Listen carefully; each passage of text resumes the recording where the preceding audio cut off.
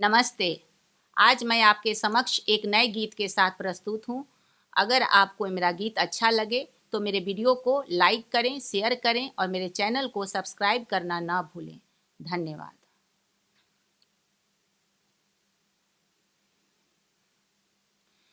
सिया जी बहनिया हमारे हो, राम लगी है पहुन माँ। सिया जी बहनिया हमारे हो, राम लगी है पहुन माँ।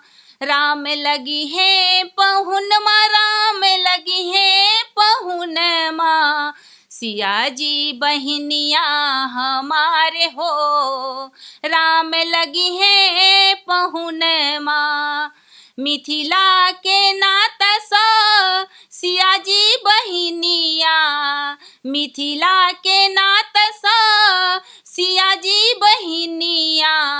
सिया जी के नाता सा राम जी पहुन माँ। सिया जी के नाता सा राम जी पहुन माँ। मिथिला नगरिया निहाल हो, राम लगी है पहुन माँ। मिथिला नगरिया निहाल हो, राम लगी है पहुन माँ। सिया जी बहनिया हमारे हो, राम लगी है पहुन माँ। सिया जी बहनिया हमारे हो, राम लगी है पहुन माँ। सरसों के फूल रंग सिया जी बहनिया, सरसों के फूल रंग सिया जी बहनिया।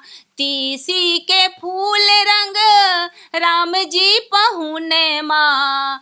तीसी के फूल रंग राम जी पहुन माँ। दोनों के जोड़ी कमाल हो, राम लगी है पहुन माँ। दोनों के जोड़ी कमाल हो, राम लगी है पहुन माँ। सिया जी बहनिया हमारे हो, राम लगी है पहुन माँ। सिया जी बहनिया हमारे हो, राम लगी है पहुन माँ। सावनी जोड़िया सन सिया जी बहनिया, सावनी जोड़िया सन सिया जी बहनिया।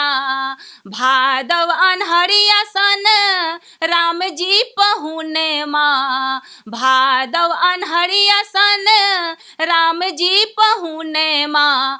अंगना में उगी गेले चांद हो, राम लगी है पहुन माँ। अंगना में उगी गेल चांद हो, राम लगी है पहुन माँ। सिया जी बहनिया हमारे हो, राम लगी है पहुन माँ। सिया जी बहनिया हमारे हो, राम लगी है पहुन माँ। निरखी स्नेह लता हुल से नयन माँ।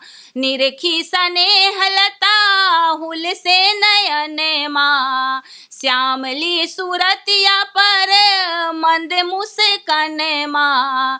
श्यामली सूरतिया पर मंद मुस्कान माँ। धर के लाजियरा हमारे हो, राम लगी है पहुन माँ। धर के लाजियरा हमारे हो, राम लगी है पहुन माँ। सिया जी बहनिया हमारे हो, राम लगी है पहुन माँ। सिया जी बहनिया हमारे हो, राम लगी है पहुन माँ।